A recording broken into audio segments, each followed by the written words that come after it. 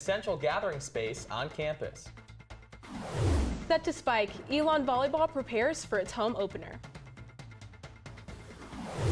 And laboring on Labor Day, why the university continues classes on the federal holiday. Those stories and more. Elon Local News starts now. Live from the Jane and Brian Williams studio at Elon University School of Communications, you're watching Elon Local News. Well, good evening and welcome to Elon Local News. I'm Baylor Rodman. And I'm Chloe Franklin. Happy Labor Day and thanks for joining us. Well, Labor Day means a long weekend for most, but not for Elon students and faculty and staff. Our Naomi Washington has more on why the holiday is not observed here on campus. While local government offices and banks in the town of Elon are closed, university students and staff continue their schedules as normal.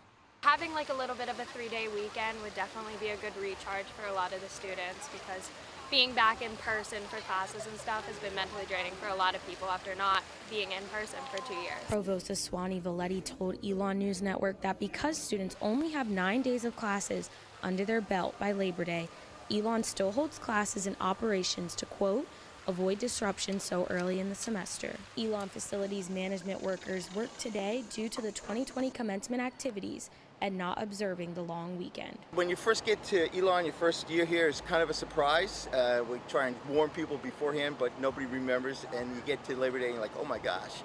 Catapano says Elon gives staff a fall vacation day on October 15th during students' fall break this year to replace working on the Labor Day holiday. If we look around, you start to compare our holiday policies here at Elon. They're pretty liberal. We get 12 holidays. And of course, like you said, Labor Day is kind of switched over to October, but it's a real nice holiday package in comparison to every place else that you look around here. There were no evening activities today to give students the evening off after classes. Naomi Washington, Elon Local News. Provost Valetti says the college evaluation body that grants accreditation to the university requires a certain number of instructional hours per semester, so there are no plans to change the calendar in the future. Elon Faculty Forward, the labor union for part-time, limited-term, and visiting faculty members, has entered negotiations with the university, according to adjunct instructor Jim Roberts. Elon University agreed to negotiate with the faculty union in March after nearly a year back and forth between the two groups. Elon will be using the Duke faculty negotiations as a template moving forward. Roberts, who serves as negotiator, said the conversations between Elon Faculty Forward and the university are civil, engaging, and substantive, which he is happy about. While the negotiations have not included contentious issues such as compensation and formal mentorship, Roberts said he looks forward to discussing that soon.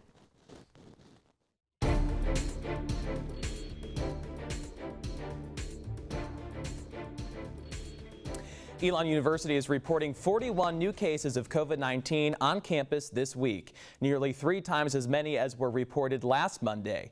The university reports giving more than 700 tests on campus this week, with 8 positive results from those. Outside the Elon bubble, Alamance County is reporting 121 cases of COVID-19 this week, with a total of 41 active cases in hospitals today alone. Additional symptomatic testing is now available for students experiencing symptoms. And to schedule a test, you can call Student Health Services at 336-278-7230. As the Healthy Elon Committee continues to make decisions for the student body, one group seems to be missing from the committee itself: the students. Due to SGA's bylaws, Executive President Jack Corby is the only executive in SGA permitted to speak on behalf of the student body. Because of his schedule, he is unable to serve on the committee, so there is no student representative. It couldn't have been a senator in SGA because they don't have the power, just because they're not elected student-wide. They don't have the power to speak on the behalf of the entire student body. And then after I was asked and I couldn't fulfill the request, it just wasn't made to anyone else. Despite not having an official student representative, Corby says that he still has bi-weekly meetings with VP of Student Life John Dooley and frequent meetings with Committee Chair Jeff Stein. These meetings have been taking place since March and serve as an open line of communication about COVID-19 on campus. It's not that students are disconnected in that sense. It's just, while we may not have someone sitting on the committee itself, we're still very in tune with what the committee's thinking about, and as well as what the committee thinks of the students overall. Corby says that if a student were ever on the committee, he believes the impact would be on a smaller scale. He says that while it is important to have student voices in the room, that the faculty and staff there are making the best decisions for Elon's campus. All Elon students are required to have an annual flu vaccine, and there are 3 ways that they can meet that requirement. The options are uploading proof of vaccination to the Phoenix Health portal, requesting a medical or religious waiver, or participating in an on-campus clinic beginning this Wednesday. The clinics do accept walk-ins, but registration is highly recommended. Wednesday's clinic is in McKinnon E, Thursdays is in upstairs Lakeside, and Friday in the Francis Center. They are open 9 to 6 on Wednesday and Friday and 10 to 6 on Thursday. The deadline to complete this requirement for the academic year is October 29th. More locations, dates, and times for September and October are available on our website, elonnewsnetwork.com. Just over the train tracks on West Trollinger Avenue is Trollinger House, a residence hall that serves as an extension of the African Diaspora LLC, located on the global 4th floor C. Students who were set to live in the houses this year were relocated because there weren't enough people who wanted to live there, and the house is now used as a quarantine space. Elon sophomore Eliza Adams says campus was a scary place for her last fall, and having these spaces made her feel safe. It was really like a frightening time here at Elon, and then to go to spaces like the 4th floor LRC or Challenger House, it was really exciting and a good time to really embrace one another and celebrate our similarities and diversity. Adams says Trollinger House shaped her freshman experience, and she's sad students this year won't have the same chance she did. It was just really a collective space for everyone to really be able to enjoy and to feel at home. It's quite literally a house, so the homey feeling comes kind of naturally. Students who were supposed to live in Trollinger House this year were relocated to other global residence halls or off-campus housing. Adams says right now the LLC and the Black Community Room in the Creed are the only designated spaces for events that would typically take place at Trollinger House. Elon Student Union Board announced today this year's homecoming concert is set to be headlined by rapper and singer Bryce Vine. Vine is best known for his 2018 song Drew Barrymore.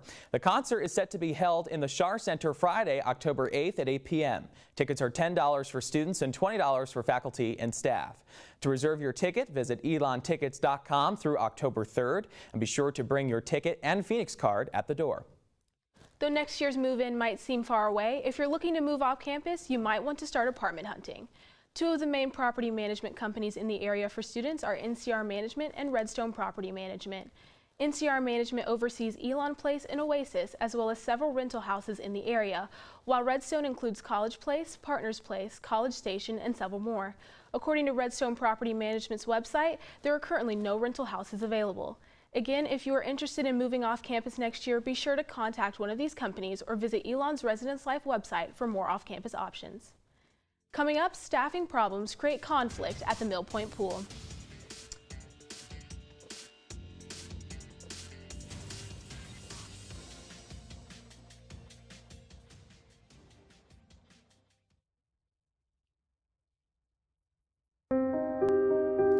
Here's to the things that can keep us safe. Those we use all the time with hardly a thought. Those that are silently standing by to save our lives. And now, those that we carry with us everywhere we go. Many mobile devices will now bring you wireless emergency alerts, real-time information directly from local sources you know and trust. With the unique sound and vibration, you'll be in the know wherever you are.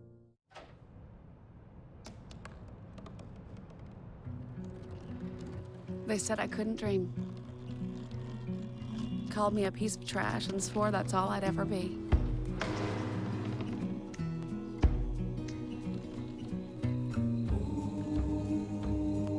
Said a bottle couldn't see the ocean.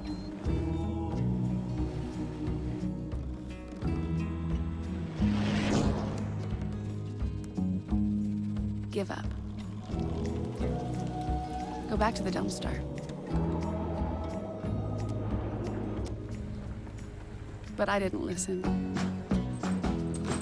I made my way.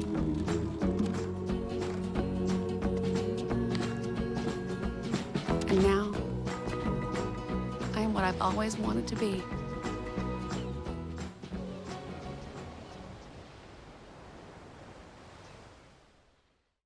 Harrison was adopted from a rescue in 2008. He really likes to be around people. And as soon as I start to make my breakfast, Hamilton is right there. I get out my mat and I'm doing a downward dog and he's underneath.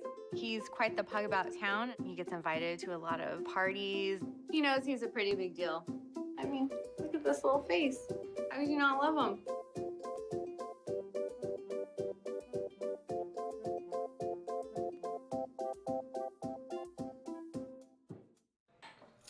What do you think you're doing, Kevin? Was just gonna drive home. There are several warning signs present that you shouldn't be driving. Like hearing voices? Like your text-to-emoji ratio? Oh man, the selfies. Selfie. Nailed it. We all have warning signs that let us know that we're probably not okay to drive. Mine is pretending to be your subconscious. Craig, come on man, let's split a ride home. You're watching Elon Local News. A new year and loosened restrictions means no more reservation system for rec-well gym facilities. But it means other policies like the dress code are more strictly enforced. Director of Campus Recreation and Wellness Larry Mellinger says staff has been handing out shirts to those breaking dress code for, quote, hygiene and safety purposes, not because the clothing is too revealing. So the idea was similar to what we do at the front desk. If somebody comes in without a mask, we offer them a temporary mask to use while they're in the facility, and that's what the handout shirts have been. The dress code is also to limit skin contact with the machines, which makes the quality last longer. The Mill Point pool reopened in June for the first time since summer of 2019, but is experiencing a staff shortage of its own because of the pandemic. Director of Campus Recreation and Wellness Larry Mellinger says there's been a change in management that is reason for the inconsistent hours and staff. Prior to the pandemic, Residence Life was primarily responsible for the Mill Point pool, and so they transitioned from their staff having primary responsibility and us supporting to us having primary responsibility and them supporting. So this is actually Campus Recreation and Wellness' first season operating Mill Point pool. Elon Jr. Jack Minkowitz is living in Mill Point for the first time this year and says he's only been to the pool once since moving in early August. He says he wanted to go on plenty of occasions, but the limited hours are frustrating, and he would be willing to swim at his own risk. Like, I'm more than willing to sign a waiver that says if any injury happens to me, the school's not responsible. I'm more than perfectly fine with that, and I know multiple other residents here are as well. Minkowitz wishes the monthly rent would be reduced if students are unable to use the pool. Mellinger says Recwell will revisit the pool's hours for next year after it closes for the season on September 30th. It was shut down in 2017, but the app Yik Yak is back. The app allows users to post anything they want, and anyone within 5 miles can see your posts. Students across campus are using it 24/7, 3 weeks into the return to the App Store. Here's what they had to say about the social media platform everyone seems to be using. Yeah, I think it's a really great way for Elon to stay connected just because anyone within the area can join, which I think is pretty cool. Well, there's some people just like calling out the food at Elon, which I kind of disagree with because I really like it. And then there's some that like call out Greek life, which some of them are mean, but some of them are also like kind of funny. So you always thumbs down the mean ones. Yik Yak has definitely helped me just see like little tricks and tips that people might post, just little things that they might not say in, you know, like a tour or like in your freshman orientation or something that might be really useful to know. It kind of brings everyone together because everyone can kind of laugh at the same things, and especially because it's anonymous, more people want to say stuff on it, so it's more funny.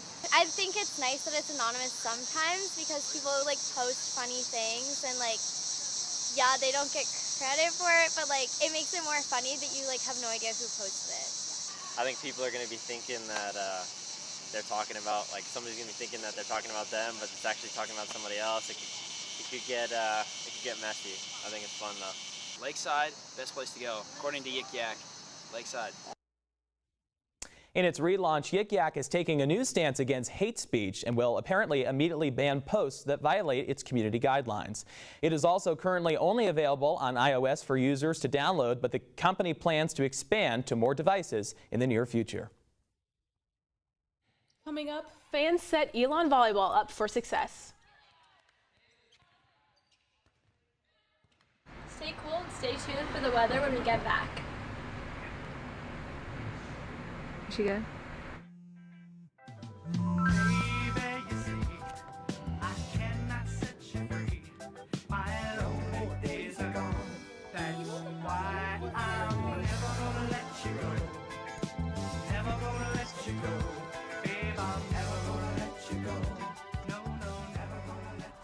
Here you go. Thank you. Thank you.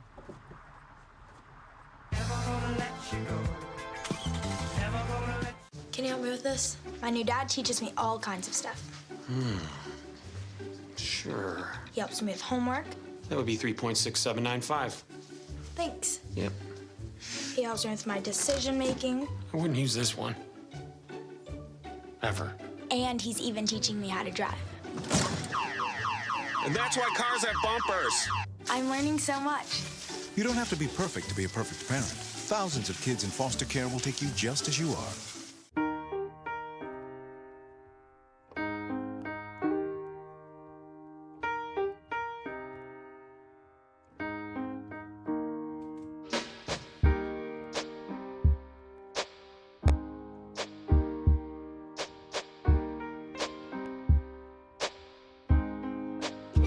I love my sister. My heart doesn't see race. Love is love. Hey, you. Yeah, you. Getting that college education. What are you gonna do? Graduate and take some office job? Be like everybody else? Or will you dare do something different? Like be a teacher. You could be my teacher. You got the skills. The smarts? Yes, you. You could be the teacher I never forget. That'd be cool. Does that corporate job even have recess? What are you gonna make of yourself? What are you gonna make of me?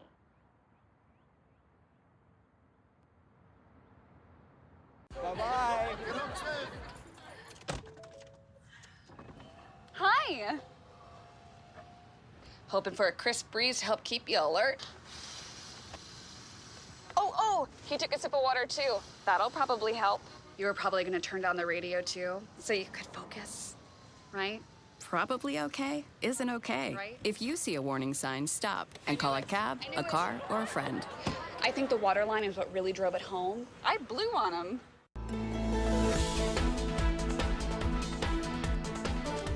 Students who just moved on campus may have had some issues connecting smart devices to the internet. We may be 2 weeks into the semester, but if you can't figure out why your smart device won't connect to Elon Secure, like your computer or phone, you're not alone. When students connect their computers to the internet, 3 Elon-related Wi-Fi networks show up: Elon Secure, Elon Guest, and Elon Connect. Each of the 3 networks have a different purpose. If you live on campus, smart devices like an Apple TV or Amazon Alexa have to use Elon Connect for a Wi-Fi connection. The process to register these devices can be tricky, so let's break down some of the most important steps. To connect to Elon Connect, you need to go to mydevices.elon.edu and sign in. Then you can add your device. You will need its MAC address, which is a combination of numbers, capital letters, and colons or dashes. For some smart devices, this is simple. A Roku's address can be found in its system information. But for other devices, you must connect it to a private Wi-Fi network or hotspot to retrieve the code. Once you get a hold of that MAC address, name your device and hit register. Devices that are registered or pending on the My Devices portal should connect. Your password is on the My Devices portal when you first log in. Students with questions can make an appointment with Technology Services or call the service desk at 336-278-5200. Elon's volleyball team is set to play its home opener this week. The team currently sits at a 3-win, 3-loss record after a pair of victories this weekend over Presbyterian and Furman. Senior outside hitter Leah Daniel says the team is excited to see students and fans back at Schar Center this season. Obviously last year was pretty tough on everyone, but especially inside Schar, we couldn't have any fans besides family. So I think having fans be able to come out and make a great atmosphere again will really allow us to excel. Daniel is the CAA leader in kills, having already made 83 this season. She says this team has good chemistry and the right elements to challenge for a conference title. That I play with definitely tries hard to make everyone else around them better, including themselves. So it's always nice to know that every single time I get on the court, I'm playing with people that are constantly trying to make each other better. The Phoenix hosts UNC Charlotte for its home opener on Wednesday night. The match will begin at 6 p.m. For more information and game coverage, visit elonnewsnetwork.com. The football team lost to Wofford in its season opener on Saturday, 24-22. A full crowd returned to the stands as Elon celebrated the 20th anniversary of Rhodes Stadium and the class of 2020. Quarterback Davis Cheek returned to the field for the first time since 2019, throwing for 312 yards and 2 touchdowns. The Phoenix missed a game-winning field goal in the final seconds that gave Wofford the win. Elon travels to face Campbell next Saturday, and kickoff is set for 6 p.m.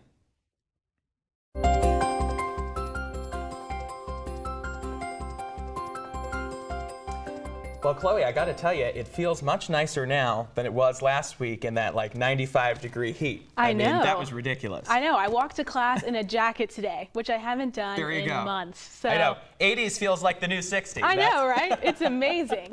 Well, joining us now for a look at the weather ahead is Grayson Gaudiello. Grayson, good evening to you. Thank you, Baylor and Chloe. It's definitely another hot one out here today. We woke up with cooler temperatures, but there's a high of 86 and a low of 59 degrees tonight with definitely cooler weather. Let's get into our 5-day Phoenix forecast. Now let's look into the rest of the week. The temperature is rising to about 88 as Tuesday and Wednesday approach. However, we might have taken all the sunny weather for granted. Expect some clouds and humidity as Tuesday rolls in with a low of 65. And Wednesday, we can expect scattered thunderstorms, so don't forget your rain jacket and your umbrellas when you're going to class. Thursday is going to be about a high of 85, so not too hot, but definitely sunny weather. Friday is going to be a great start to the weekend, sunny weather, and Saturday is going to be even better. 88, sunny, no clouds.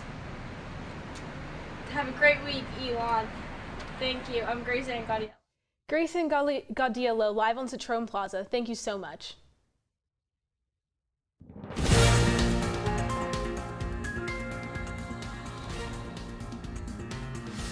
Well, while the storm has come and gone, all eyes turn to the devastation and destruction left from Ida's path. From Louisiana up through the Northeast, at least 69 have died, and communities are working to recover more than a week after the storm made landfall as a Category 4 hurricane. Thousands in Louisiana are still left without power and could be left in the dark for weeks to come. Now residents face gas shortages, heat advisories, and flash flood warnings as storms are expected to bring an additional 2 to 3 inches of rainfall through the region today. President Biden is set to visit Queens, New York, and parts of New Jersey to survey the scenes. This comes as Biden added the two states to the list of major disaster areas that can receive federal funding for cleanup and recovery efforts. Coming up, we'll have a look at this weekend's commencement ceremony. Shuffling through a stack of resumes and you come to mine. This is it. First impression. My way in. But can my resume show you how I truly stand out?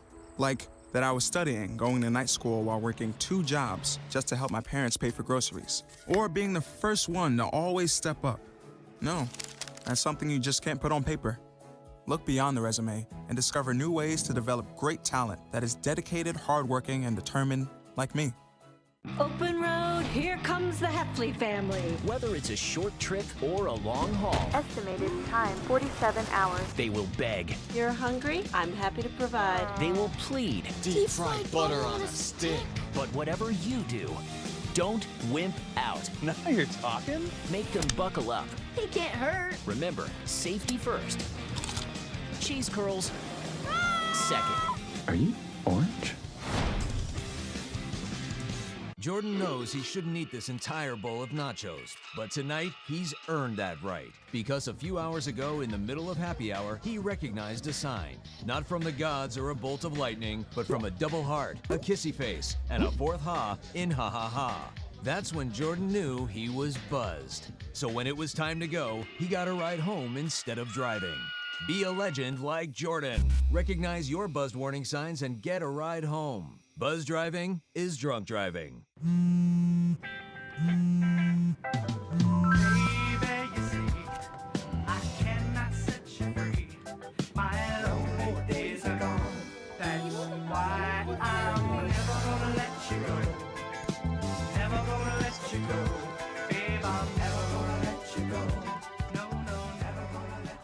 Here you go. Thank you. Thank you.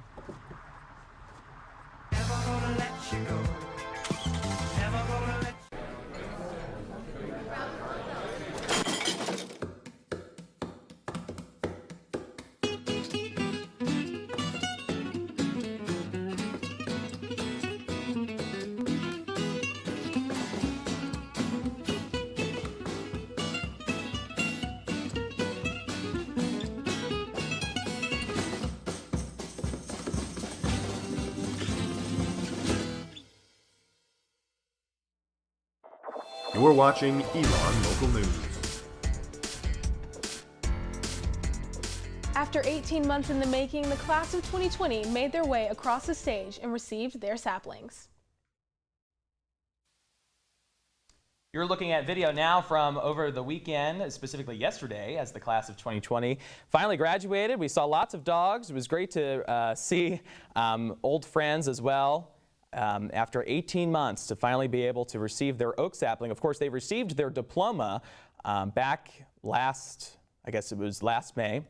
In May of 2020. So, of course, they got the tradition of receiving that oak sapling, but still got their photo with the diploma, as you're seeing there. Speeches from a parent, one of the commencement speaker was also a parent of the class of 2020. He's a producer from Los Angeles as well, so that was a great Elon connection for sure.